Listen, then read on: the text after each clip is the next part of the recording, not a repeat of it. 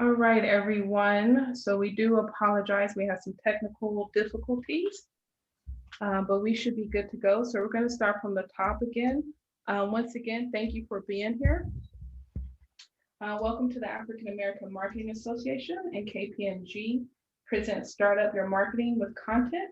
My name is Michelle Gomez. I will be moderating, and today we have Chris Cheetam-West with LR Training and Nevelyn Keel with KPMG, who will be sharing their insights with us today. Nevelyn, if you can please introduce yourself. Sure. Thank you, Michelle. Hi, everyone. I'm Nevelyn Keel. I am with KPMG. I've been a marketing manager there for 4 years, and I've been in marketing for about 13 years. I hand coded my first website in 1999, which is my first foray into what we now know as digital marketing. And so my evolution within content marketing, that's where I started first, building content and then figuring out how to get it to whoever I was targeting or whoever, my business was targeting at the time. And what do you do with KPMG? Oh, right. So like I said, I'm a marketing manager. I work on the alliance marketing team. I specifically work on the Microsoft Alliance. So there are a number of alliance-based offerings where we are going to market on solutions that we've built jointly with Microsoft. And so I market those. All right, thank you. And Chris? Yes, thanks for having me. So my name is Chris. I started off in marketing, of course, when I graduated from my bachelor's, and eventually got a job at Google as a marketing specialist. And we were tasked to go across the country and educate businesses on exactly how to use digital marketing for a good impact. So we talked about tools such as analytics, Google Apps, AdWords, and many tools. We eventually started my business, LR Training, where we help many organizations. And I wrote a book called Digital Marketing for Results, and look forward to talking about all the tips. Yes, both. So we're talking to startup tech founders. When is it a good time to hire a marketer? I would say as soon as you understand what your business is and you're able to articulate that and understand who you're going after, who your desired clientele is, you can hire a marketer and help you craft a story, help you fine tune your on marketing segments and to help you grow your business. Chris, Definitely. what do you think? Yeah, I agree. Yeah, I think it's a good when just you know exactly who you're trying to reach, because oftentimes we might end up trying to serve everybody and try to serve many products. So as soon as you know exactly who you're trying to target, who your market is, what your product is, that's when it's time. Because a marketer can only do so much. They still need you to give them key information that can help them move forward and create that marketing strategy for you. So that key information could be who your target audience is, what's your story, and who you're really trying to reach, and the products and services that you know for sure that you want to focus on. I think both of y'all make good arguments on how a marketer should be a co-founder. I think lots of times the non-technical person, they'll seek out that technical founder or that engineer. So it sounds like us marketers should be right there at the top of the list as far as bringing people on board. Absolutely. So with that being said, let's outline what people need to be mindful about when it comes to mapping out the customer journey and the buyer persona. Chris, do you want to take this first? Yeah, sure. So when it comes to the buyer persona, that's another thing you want to think about early on. So you want to think about who is my audience, specifically where do they spend their most time. You want to think about what do they like to do? What is their age range? Because the good thing about digital marketing these days is you can target specific demographics so easily these days. It used to be where we might get a billboard and we probably know a good amount of traffic that comes by the billboard, and that's about it.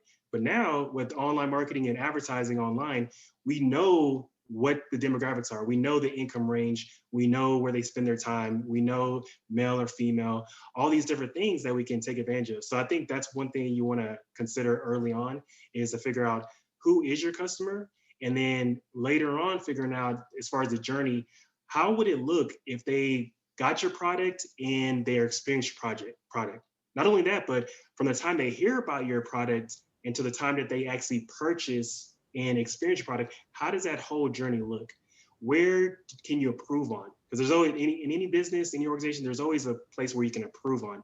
Maybe it's the early stages where they type into Google where you need to come up more, or maybe you're struggling with word of mouth, or maybe that's retaining them after they become a customer. So think about that entire journey and where can you improve the process. That's good. Yeah, I would say, you also want to think about, as Chris said, at this point, we know there's so much information gathered out there about our customers, about our prospects. You also want to think about what their pain points are, and where you can create content to bring them down the funnel and solve for those pain points. And so you're providing them with information, with tools that they then say, oh wow, this organization is so great, I'm going to reach out to them because I'm actually ready. I'm going to buy this service because I'm actually ready, because they've provided enough information that they've answered my questions, and I feel confident in making this choice. You want to think about as a business owner, as a marketer, how do I dispel any room for wondering, am I better than my competitor, right? Like, how do you stand out? And so, as you think about the journey, think about which touch points, which interaction points, which platforms you want to use to create that situation where you're answering their pain, you're solving for their pain points, answering their questions, and making them feel really comfortable that you are the product of choice.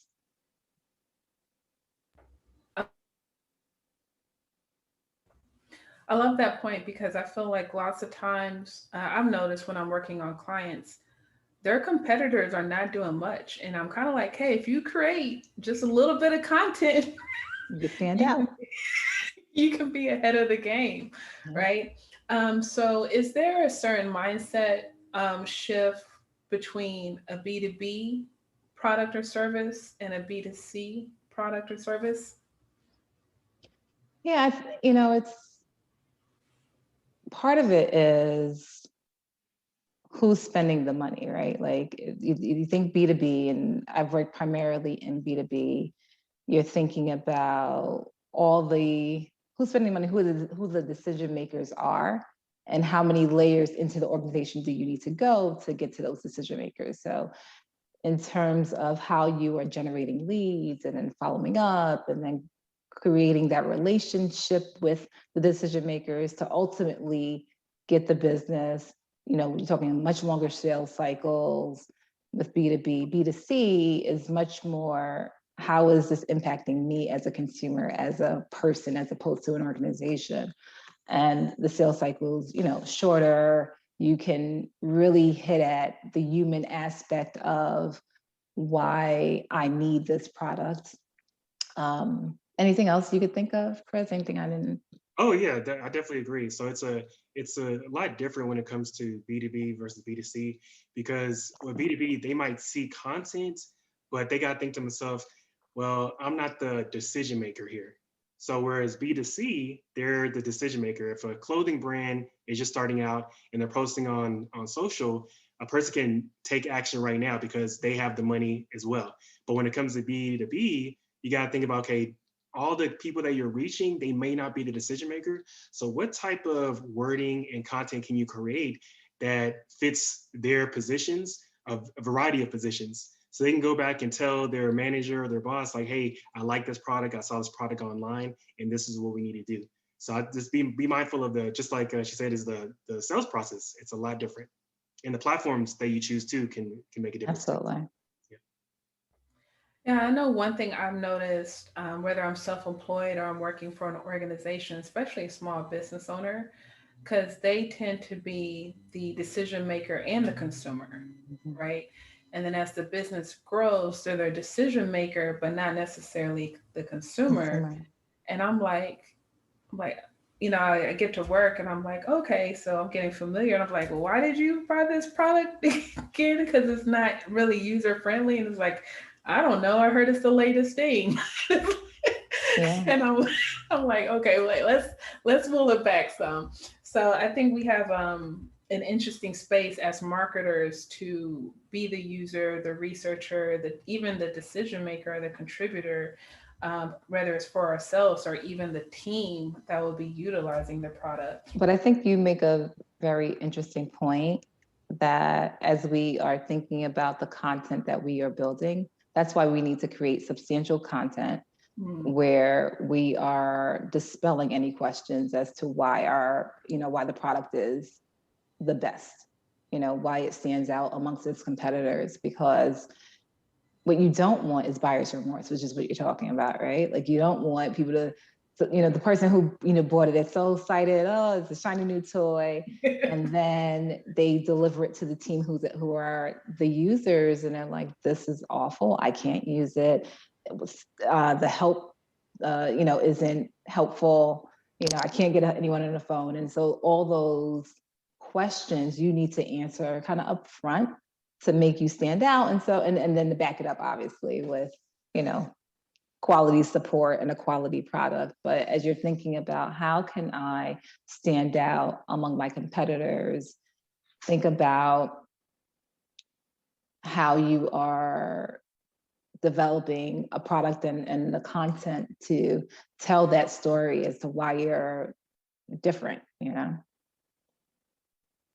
So there's a lot of directions we can go in, but I want to focus on, let's give the audience some tips on how and what to do when it comes to competitive research. Chris? Yeah, sure. So what I always recommend is thinking about going in, looking at your competitor and see what they're not doing. So see where they're not at. So within digital marketing, there's so many different channels out there. So of course you got the advertising, email marketing, all these other areas. Think about going to these places, see where are they struggling, and also see where they're excelling at as well. Because once you know where they're excelling at, you can kind of get tips from them as well. So don't be afraid to get tips from your competitors, because one thing I learned when starting out in digital is that all the information is available to us as far as like what our competitor is doing. So all you gotta do is go there and look at what they're doing, because guess what? They're doing the same thing for you. They're going to your pages, and also they're seeing what you're doing well and what you're struggling on. So I'd highly recommend you thinking about just going there and figuring out what stands out and what they're working on. And there's a lot of tools out there, Google Trends, SimilarWeb, that tell you exactly what they're doing. And you can also look at what the customer reviews are.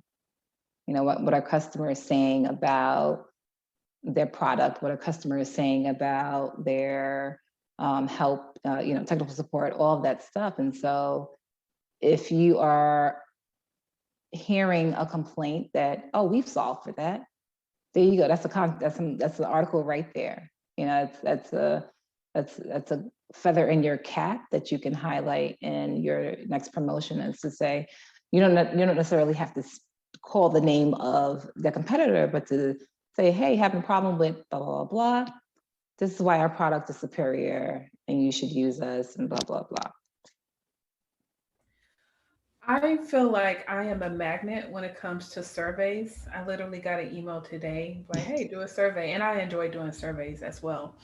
How important is it for us to get out and do surveys, focus groups? And what are some platforms or tools that we can use to help us in those areas as well? Yeah, I think it's really important. I mean, of course, there's SurveyMonkey, and I'm a good fan of Google Forms. So like Google Forms, there's so many things in there. You can create those questions, and go out there and survey to see what people actually want and how they use your product. So I know with startups, there's a lot of times where you're trying to figure out what is the best route to go. Even if your product is not completed at the moment, thinking about creating a survey and testing, let people know to test it out before the actual launch. So this can actually give you advice on how to make your product better over time. So I definitely go out there weeks before, or even while your product is live, go out there, do the surveys. And then I would advise to make it quick as possible, because of course people don't have time, like of course you can offer money, you can offer gift cards, but make it quick and make it focused on what you're really trying to get out of them. And think about asking questions such as, how can we make our service a little bit better? What do you look for in this type of service? Questions like that can really help you grow your product. Yeah, and with your surveys, you can start to really learn the voice of the customer and learn how they articulate their problems, how they articulate the panacea, whatever it is, and leverage that in some of the content you create. Because if that's how they describe it, then they're searching for that on the internet, right? They're searching for that topic, searching for that term, and put it in your content. Bam, they've connected to you because you're using terms that they're already using. And just thinking about how to take the survey data to the next level and to be able to leverage it in more than a way than just tips on making your product better, but you can actually use it to get the customer to your sphere, to your domain, to make that purchase. Yeah, that's really good point. Learning and understanding the customer voice, right? Because that voice, be it the surveys or even the reviews, as you mentioned earlier, can help you create your content, give you the content ideas that you're looking for.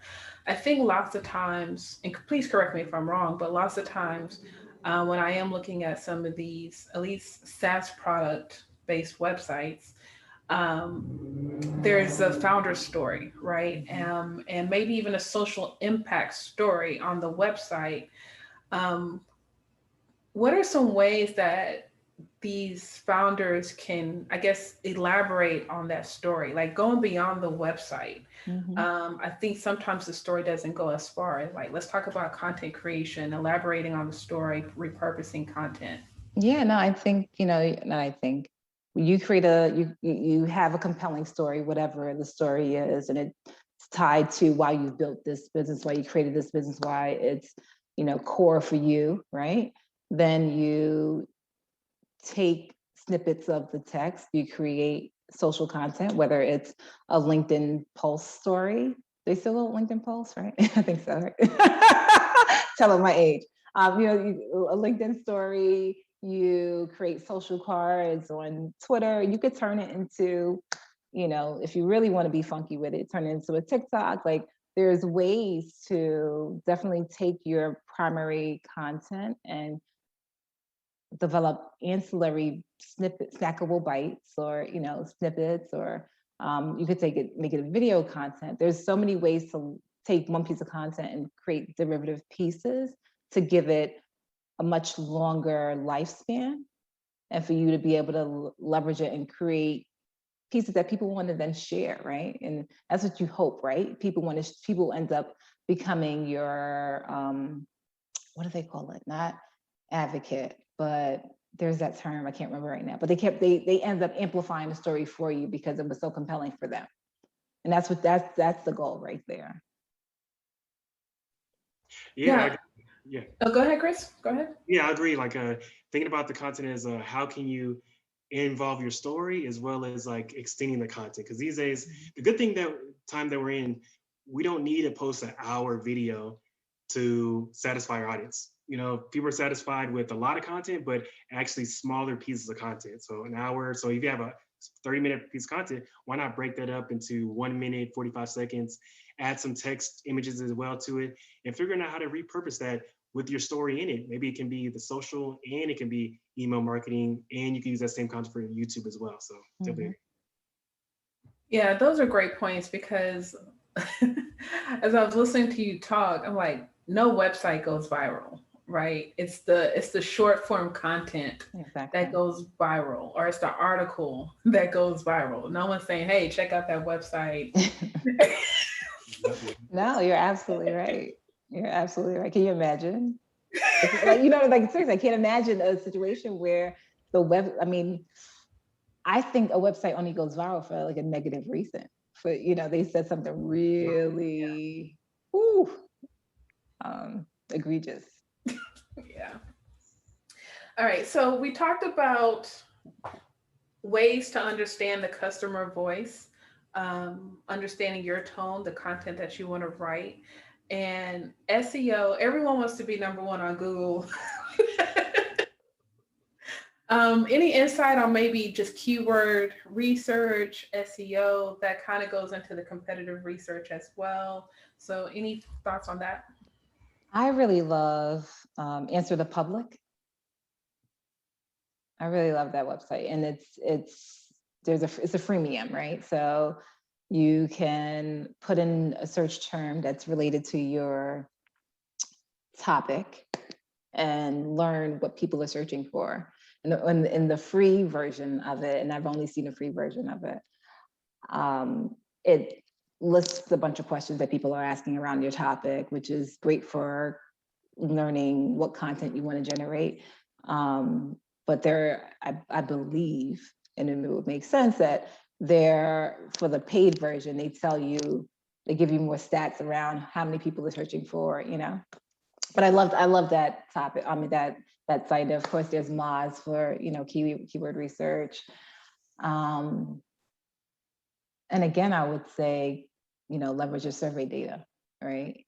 If you've got, because sometimes we end up, especially in the B2B space, we end up talking to ourselves. We're using our terminology to place in our ads, and no one uses those terms, but you know, but us. And so leveraging the survey data, understanding how the customer refers to this topic or refers to these pain points will go far in terms of making sure you're populating your content with the right keywords, because it's not only just, you know, buying terms, but your site, your pages have to substantiate those terms in order for you to rank, right? You have to then deliver on whatever the promise is for Google to say, okay, yes, this is relevant for this term, and you will rank for it. Yeah, great points. I agree. We got to talk in the language of the customer. So how do they talk? That's made a lot of my decisions when it comes to marketing, such as the name of the books, name of big brands. I do research first. Like I go to the Google Trends to figure out this term versus this term, what's trending more. And so if you do that, you kind of get an idea of what people are talking about. And then once you put that content on your site, you're going to get a lot more results. So for those of you who are maybe thinking about, if you're starting up and you're just brand new to getting a website, think about, I always tell people 5 keyword phrases just to start, and think about having multiple pages on your sites, just the basics, and putting those words around your sites for as far as the about page, the home page. And another tip I like to give people just the beginning is more is better. So more links, more words, more text. You know, they say less is more, but like when it comes to like the ranking stuff, more of everything can benefit. So if you got mentioned in an article, a news article about your startup, think about asking that article, whoever wrote it, and say, hey, can you put a link in your article? That'll be a huge help to my business. So yeah, just having that in the mindset. And even if you're not doing it, you can tell other people on your team that, hey, be mindful of these words. Right. And you know, you also want to think about, like, when you were talking, Chris, it made me think of, you know, relevancy. It made me think of keyword stuffing, which is, you know, terrible, right? And so while you're telling your story, whatever the story is around this piece of content, I mean, around this product or service, what you want to make sure is that the ratio of actual text to your keywords that you've strategically placed in the document makes sense, so it doesn't appear as though you're trying to just stuff a bunch of keywords in it. It actually feels like this is a real article, a real piece of content, a real piece of thought leadership, that someone's going to gain value from, because the search engines, their algorithms are smart enough to know that, to judge, right? To whether it's content that someone's going to gain value from, or whether it's content just to showcase your latest, doohickey. Yeah, exactly. Y'all are dropping $1 million worth of game here. Um, if you have any questions to all of the attendees, if you have any questions, please drop that in the chat. That way we can get to them. So we talked a lot about content. Let's get more strategic and just general marketing, but strategic. Let's provide the audience some tips when it comes to growth as well as retention marketing strategies. So I would say when you think about growth, and retention, you're thinking about your funnel, right? You have to understand where your customers are in the funnel, where your prospects are in the funnel. You need to understand the different inflection points where you can create content to bring them to the next rung, to the next level. Yeah, what do you think, Chris? Yeah, so I think when I hear the term growth, I think of figuring out how we can multiply our efforts. So of course we have the people, the marketers that can help us, but from a strategic standpoint, what's going to get us the biggest result? So what's going to give us the huge awareness that we need? So maybe that's partnering with influencers. So I know influencer marketing is really good. So I like that strategy. Many of the larger brands that I talk to, they tell me that they're utilizing stuff like nano influencers. So of course we have the people that have hundreds of thousands of followers, 1 million followers. But the challenge with working with these people is, guess what? Most of them have a general audience. So you partner with them, you're going to get thousands of people that view your product, but they might not be in your audience. Whereas some brands, what they're doing is they're partnering with smaller influencers. Maybe they have an audience of 5,000, 10,000, things like that. And maybe they're a niche such as mothers, so mother bloggers. So they know that if they partner with these mothers that have this smaller audience, guess what?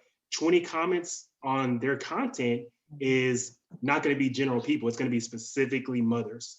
So that's another way to kind of like think of a scaling to a wider audience at the same time, working with multiple types of partnerships. So any type of partnership, distribution, that will really help, like as far as growth.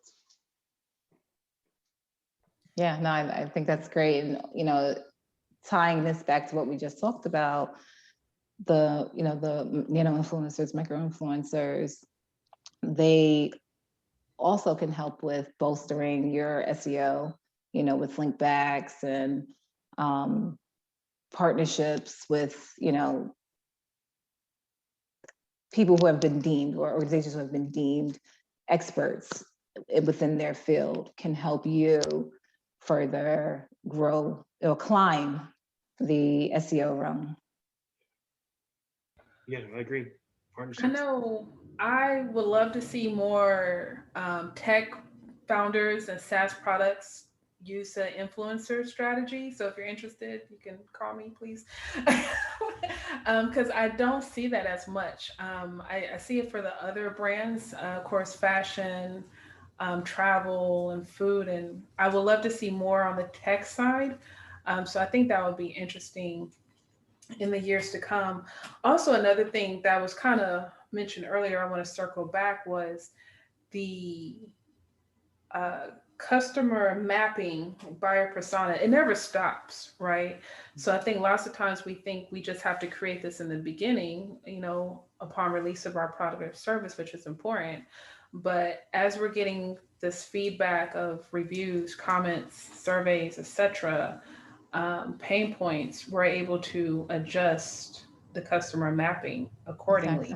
Exactly. Like the more you know about the customer, because you lived with them for a longer period of time, the more value you can add to the buyer persona, the more valued their experience will be, because you understand them more. And not only do you understand, but you've actually articulated for your internal team who the buyer is, what they really need, and how to reach them. And yes, and I think it stays with that growth and or retention strategy. Like we can't lose sight of what we did in the beginning as we evolve. Because as we evolve as a company, as a marketer, our customers are also evolving. Exactly. What do you see within the next 2 to 5 years when it comes to marketing? Because we're moving quick, so I'm going to keep a short window. Yeah, with given where we are with society, I think we're going to see much more heavy intentionality around diversity, multiculturalism, and trying to leverage diverse voices, diversify the influencers. Like if you think about, and we've definitely started to see that, right? But I think this past year, it's been the kind of, okay, we got to put this content out. We got to get some Black people up there. We got to, but I think as organizations and clients and customers are calling these organizations to task more, you're going to see much more depth to it. And so, as a marketer, we have to be very aware of how do I, one, get diverse audiences to tap in, like where are they? What channels are they on? What content do they really want to see? Are we, where are we meeting them? Is it very surface, or is it saying, no, we have a product that's really going to help you grow, or really going to help you solve for your, everyday issues? Chris, what do you think? Yeah, great. Yeah, definitely. So I think as long as what you said, I think two things come to mind when I think about 2 to 5 years. There's currently things like this happening right now, but first is voice. So we've seen this with platforms like Clubhouse and a lot of podcasts out right now. But I think it might go into the point where it's mandatory to be involved with voice as a new business or startup, because think about now you have it to where you can talk to your phone and you can search something. So 2 to 5 years, I think that's going to be everybody. Everybody's going to be using the phone to search stuff on Google, and you want to tie that into the Google ranking stuff. Are you mindful of what people are saying? Not just what people are typing into Google, but what are people saying? What is the word pattern? What is the sentence structure? And understanding that will be a huge help for your business. So I think right now it's time to get ahead of that before it gets huge. And 2 is just giving people an overall great experience, no matter what they're doing. I like to think about the example of Disney World. Haven't been there in a while, but so what they do is that whenever you go there, they kind of put everything together, your whole customer journey, such as when you're booking flights, your hotel, your eating situation, when you're experiencing, you get a band on your wrist just to kind of help you get into those places. So they take away the struggle that comes with the whole experience of traveling and going to their theme park. So I think that's going to be like another mandatory thing that brands need to do when it comes to marketing. Like, what is the overall experience from the time that they see your product and the time that they actually experience it, even if they have to return it or if they have to refer somebody else as well. So that's what I think. Yeah, I love it. I know for me as an inclusive marketing consultant, I help organizations with their inclusive marketing strategies.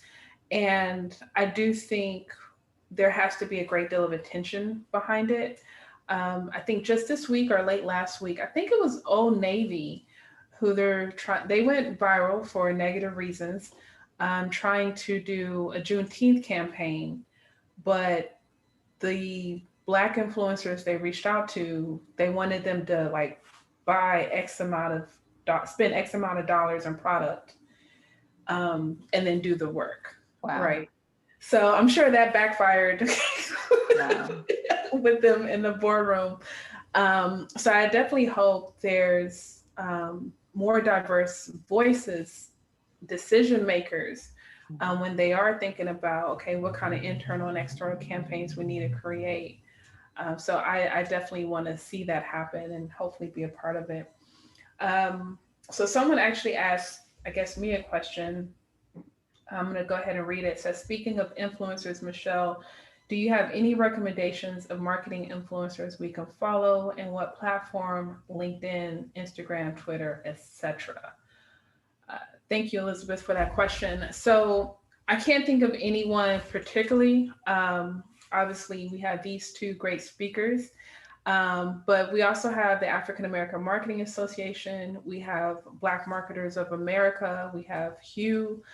So I would tap into some of these organizations and see who they have in their pool. What I usually do anytime that a brand or a company reaches out to us, whether it's a job or anything else, I put it in our private group and then I let those people make those decisions. But at the same time, please connect with me on LinkedIn and I'll be glad to have a conversation with you. Does anyone else have any questions? We would love to get those out as we have a few more minutes. One thing we didn't really talk about is video. I know I'm camera shy. I prefer voice, and we can talk about voice a little bit more. Chris mentioned Google. Of course, there's Google Home, there's Amazon Echo. But yeah, let's talk about the duality or the competition between video and voice that's going on right now. I when Chris was talking about voice, it made me think about video. It made me think about, you start with a video. Let's say this is being recorded. We could then turn this into audio only, right? Separate the video from audio only, and share it and come up with like maybe an Alexa skill, answering questions around marketing, or, there's ways to leverage content that you've already created, right? That's good, y'all.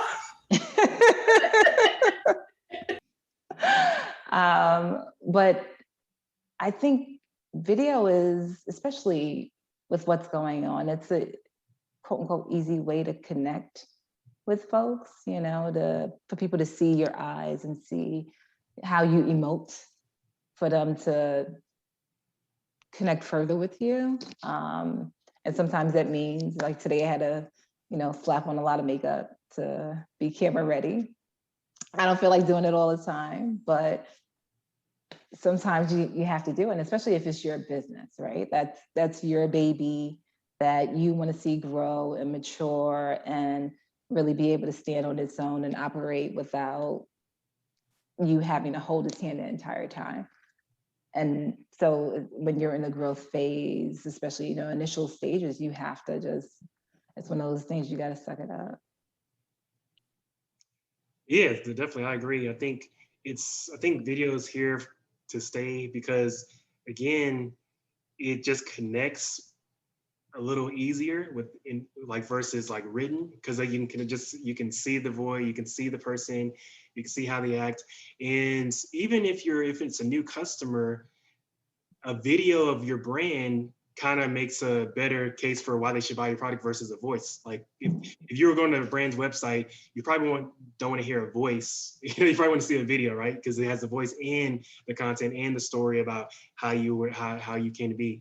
So I think video is there to stay, and I think whenever I post audio and video, but people tell me that they like my video, right? They never tell me like the voice. So they like the videos that I post. So I think the video is still important. And for those of you out there that are thinking about getting the video, I would just say, start off small. Start off small, do one video a month, eventually get to the point where you're doing multiple a week. And these videos can be short, 30 seconds, 45 seconds. But again, it helps you connect with the people you're trying to reach. And this can be posted online and as well as on your website as well. Yeah, I mean, if you think about, when I'm in the car, I'm listening to the radio and I'm hearing commercials. Very rarely do I remember the commercials just based on, it's because it feels like noise, right? But then when you see the image, you see the relationships of whoever's on screen, it resonates in a different way. And so that's what we are, trying to cut through the noise. And so, yeah, I agree with you, Chris. Video is here to stay, and it's additive, right? Like it's a great way to show who you are and why your product is so amazing and why it was your baby, you know, why you decided that this was what I need to do to solve the world's ills, you know.